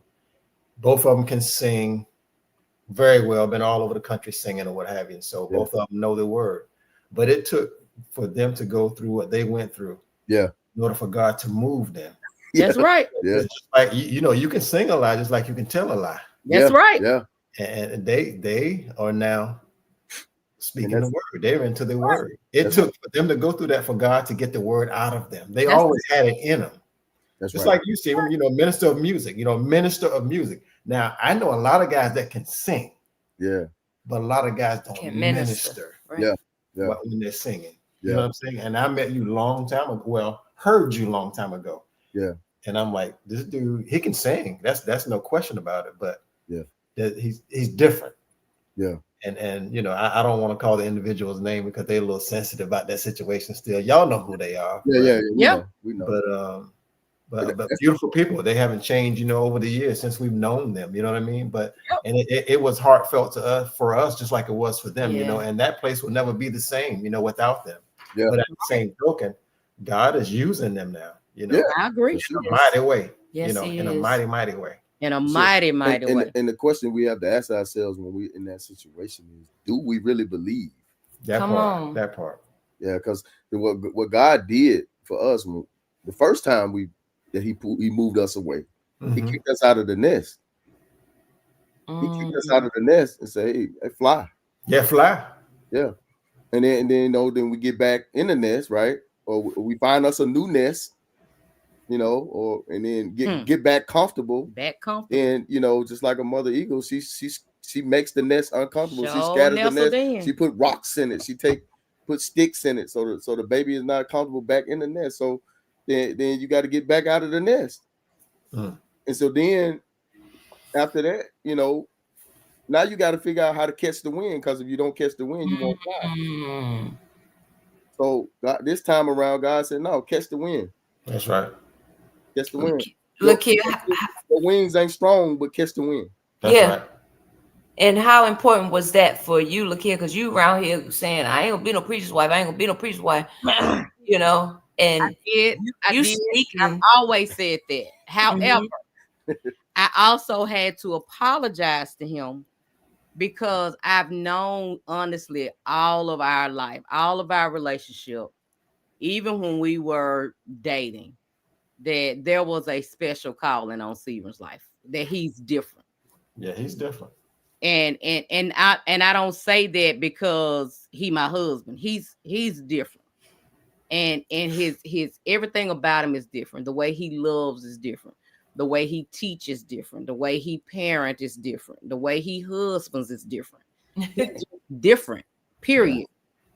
And I'm blessed to have him. Like, you got to be a real type of man to deal with me.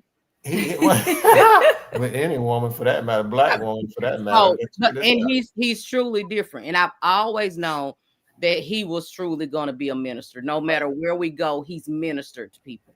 People will call me. People would call me and say, hey, do you mind if I talk to your husband about something?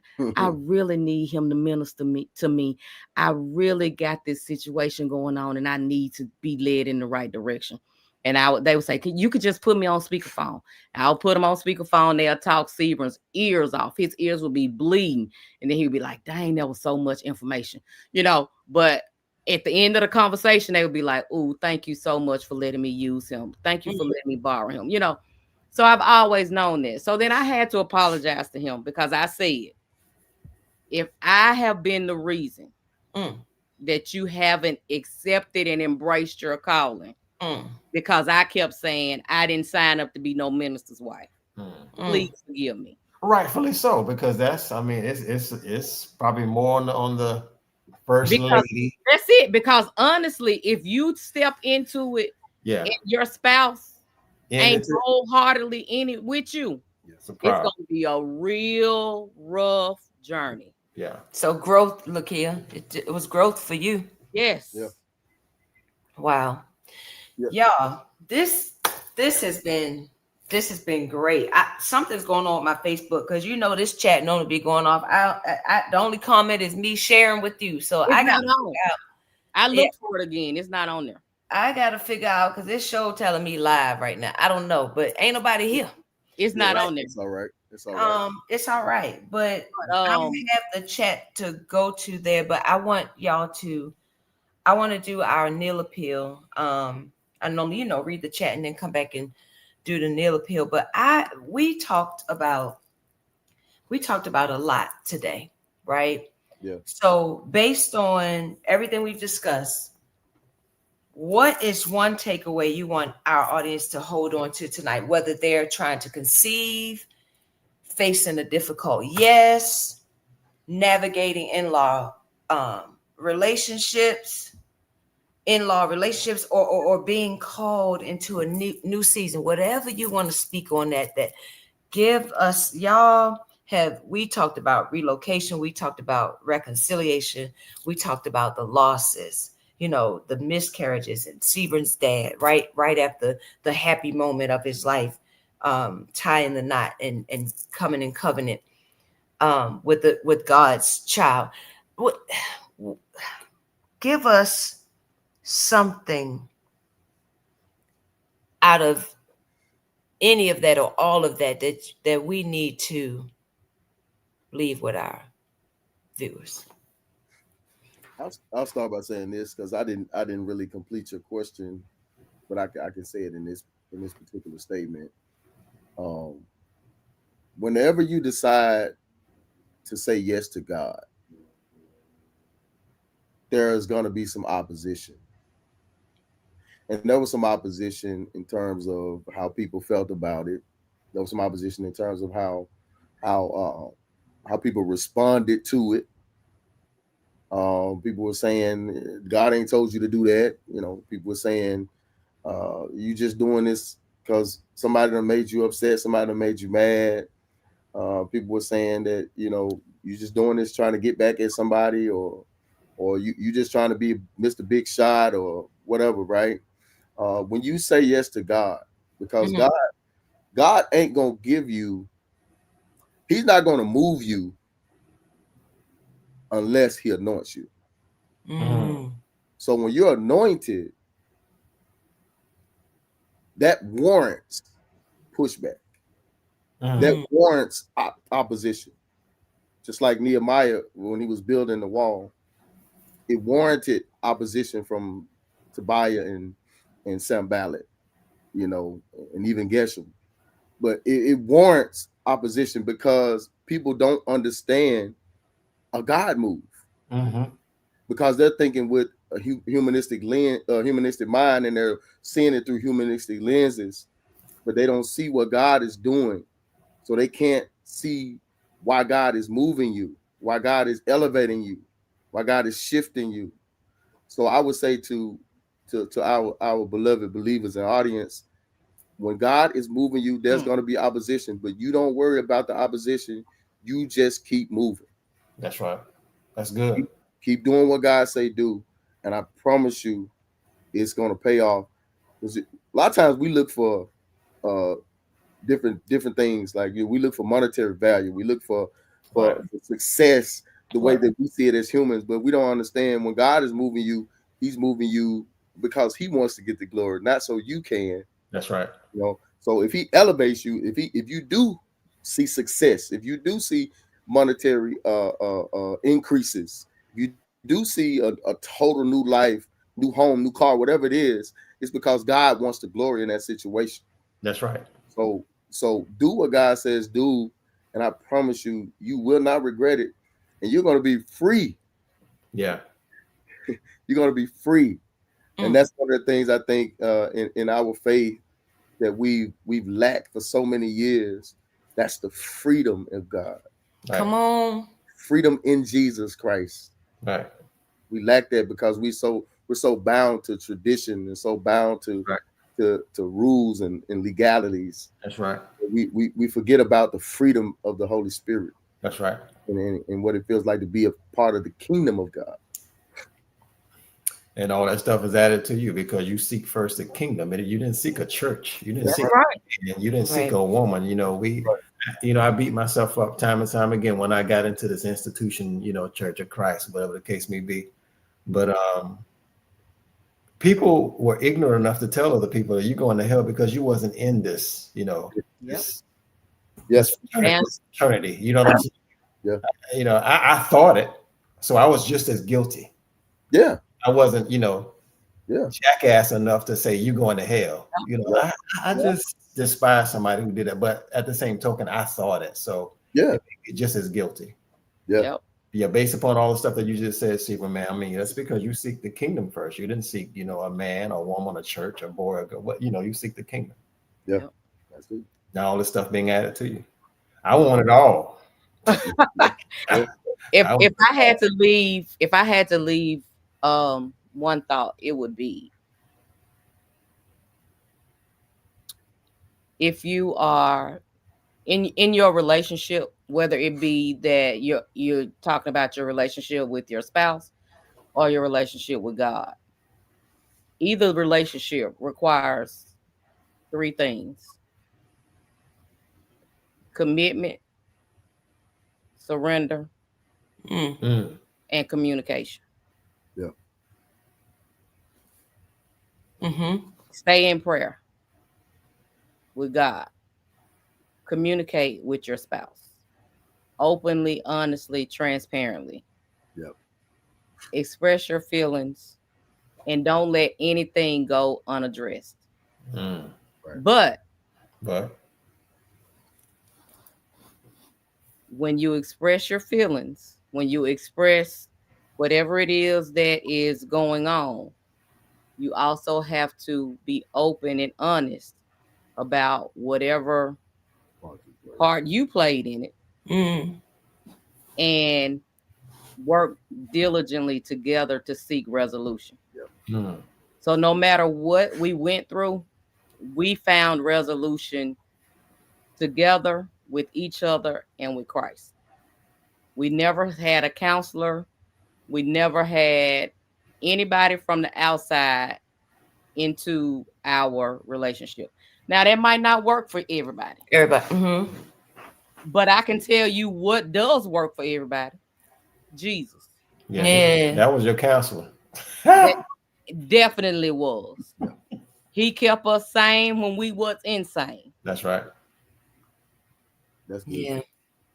And I yeah, did. And I just want to say, piggybacking what Fred said, he done called the people jacks, but they did the best they did the best they could with what when we were all convicted, we were all speaking the same thing. You know what I'm Yeah. saying? Yeah. And so Yeah. when you get into the word and you learn, When you study you for know, yourself.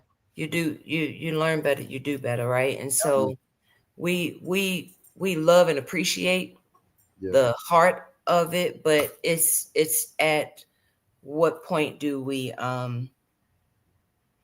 like y'all had to make the decision to listen to God and hear Yeah. God. You know, we've done a relocation ourselves. We had to move from, where we were. There's no way I would be able to be in my gift like how I am, still where I was. It's just wasn't there, So I listened to God. I moved with you. You think that was just happenstance? What happened with Fred and his job, and like it's all in His divine timing, in His order, His purpose, Yeah. And we get so caught up in the things that we have going on and what we got to do, we forget about the Maker and what He has for us to do, Right. right? We so worried about being our best version of ourselves. No. What's the version He has for us? That's it. And I think we missed that point and that mark. And I just wanted to just go back to that, like Sebrun, you said you had to make a decision. You had to understand that who you are supposed to be pleasing, and then everybody else, like Fred just said, seek Him first. Everybody else will fall in line. Yeah. So I'm grateful that y'all were obedient. Speaking of obedience, we got your baby girl. I know this was a great moment for you, Sebrun. Oh yeah. How old was Autumn right here? 7 years old. Oh, wow. 7 years old. Wow. That is awesome. Y'all, she is adorable. Look at y'all. She is absolutely adorable. And now y'all are grandparents. Yeah. Yes. Grandparents. So look here, I know we Yeah. listen, y'all are grandparents. This Tootie has a baby. Look here, let me ask you this before we go. I know we did the Neil appeal, and that's normally the last thing, but I just gotta know. Mhm. So you yourself, okay, we know Sebrun's mom, she had a baby before Marion Sebrun's dad. You had a baby before marriage, and voila, we have Tootie, right? Right. Girl Tootie. So I want to know how did you navigate supporting her while also processing your own feelings? Because Sebrun's mom, she had her hangups for why she didn't want you to be married, and part of that was because you already had a child, right? So when Tootie became pregnant, how did you personally handle that moment? So As a mother. here's what's so funny about this. This is quite not really comical, but quite comical. Okay, so my lovely daughter Tootie, she's if you know anything about her, she's a planner. Mm-hmm. Like she scripts out every aspect of her day. She called herself had a life planned out, all of the above, right? Mm-hmm. Yet I always said she didn't want a man who already had kids. Okay. Mm-hmm. All right. So mind you, her dad begged her to stop saying that. He was like, baby girl, please don't say that, because the very things that you say you never want, God will put that same thing in your life and you will have to deal with it. So like, Tootie, stop saying it. Stop saying it. And I said, well, Tootie, think about this, baby. What if your daddy would have said the same thing? He didn't want to be with me because I already had a baby. Like, where would that have put you? Like, you're grateful for him being in your life and stepping in when he did, So now, needless to say, she still didn't want to stop saying it. And then, bam, she calls me one day, and she don't say nothing. She just turns the phone around and lets me see the positive pregnancy test. I said, "Oh, okay. Well, congratulations." She was like, so that's all you got to say?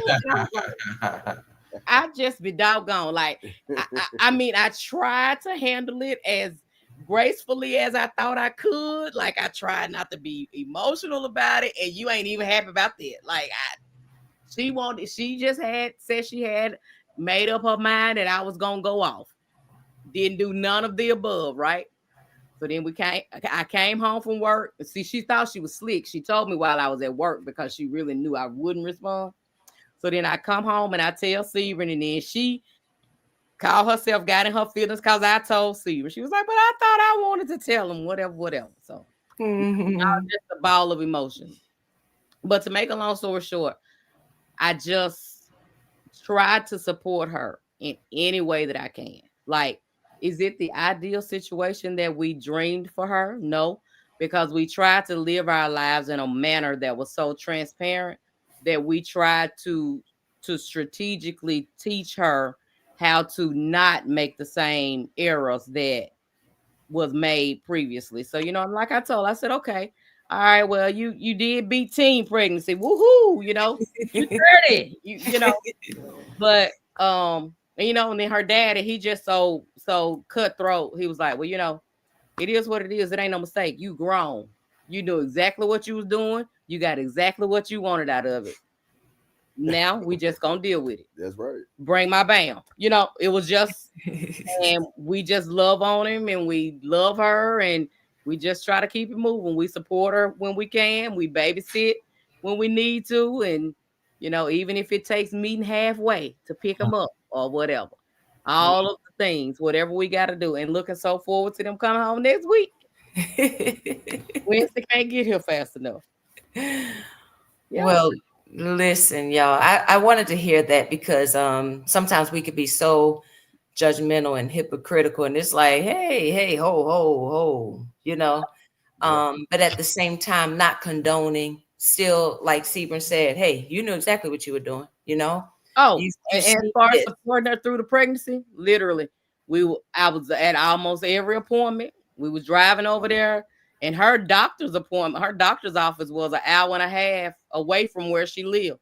Wow. So we were supported for all doctors' visits. He was there when he was born. Yeah. All of the above. Like, you're not alone in this. And of course, we were hearing things, people around, they always got something to say, like they clean as tissue paper. But, it was all good though. God had prepared us for this moment. Because one thing about it is, we were going to love her through it, but wasn't nobody else fixing to make her feel no type of way about it. Right. You picking up what I'm putting down. Those of you who are without sin, I'm like, that's the first stone. Yeah, I get it. When most of us had our babies out of wedlock and then got married to hide it. Yes. So let's be real. Yes. So just moved her right on through it, and even still, just loving through all of the situations. Well, look, Sebrun LaKeyia, thank y'all so much for sharing your hearts with us. your journey with us, being vulnerable. Y'all's story is just such a reminder that even when the yes feels heavy, God is still guiding, still aligning, and still carrying us through every season. For So sure. I just thank y'all for your transparency, your vulnerability. That's rare in couples, because on Facebook all we see is the pretty, all the pictures, pretty pictures I was showing of y'all's family and everything. We see that side, but nobody sees the underside. Nobody sees the y'all almost didn't make it. Nobody sees the you gave him the Sarah option. Yeah. No. Nobody sees that part, and so we need to hear that. We need to hear that it's real life. It's happening. It's still trials and struggles and traumas that we are not perfect, but we are striving for perfection and excellence, and whatever we eat, drink, do, we're doing for the glory of God, right? Keeping that in mind and understanding that this world is not our home. This is not the only thing we're living for. We do have to answer to the man above. Yes, the God above. So Fred, you got anything else? No, I mean, this is Sebrun was saying, thankful for us, having this platform like this or whatever, but the church is not speaking this language, man. So somebody has to. At some point, this is reality. I mean, this is the stuff that people are dealing with, in life, in church. Yes. And it's not being addressed. And so it's just a language that we're just picking up and sharing with people, and we're just so thankful for you all, just being transparent and open to folk. You're real people. We know y'all real folk. And going through real life stuff, and things happen, and you just keeping God first and keeping it moving. Yeah. And we thank y'all for being obedient and creating this platform. And trying to stick to it, Kelly. Life gets a life in. Yes, it does. Yes, it does. And it's not just easy just coming on here. You got to prepare, and that's right. But that's what they had to prepare them nets too, didn't they? Oh, did. Right? They had to patch them nets they up. already had them nets cleaned up. No, they had to patch. They had patch them up. When they didn't catch none, they had to patch them up. They had all of them. Jesus, we've been out here all night, bro. You talking about throw it on the other side. Man, we've been out here all night. We tired. All night long and ain't caught nothing. And we know where to go fish. Absolutely. Problem is, you've been out here, but I haven't. Hello. They was doing it without them. Like y'all started. We done went broke. $22,000 2 times. Wow. To end up with nothing. Wow. Yes. So listen to everyone. Those of y'all that are watching that were able to catch it. I'm so sorry. I got to figure out what's going on with my Facebook. Because it is not even showing that we're live, even though it's telling me we're live. But to those that will watch it later and take a listen to this, we pray that this conversation gives you strength for whatever season you're in. We love you, and if this blessed you, just share it with someone who needs a little hope tonight or whenever. We love you all, and we'll see you next time on the Neil's Appeal. Can y'all wave bye to our guests? Y'all hang out. We're gonna say another prayer before we get out of here. So let me play my outro, and then I will meet y'all back in backstage. Y'all wave bye. Thank y'all. Love y'all. Love you too.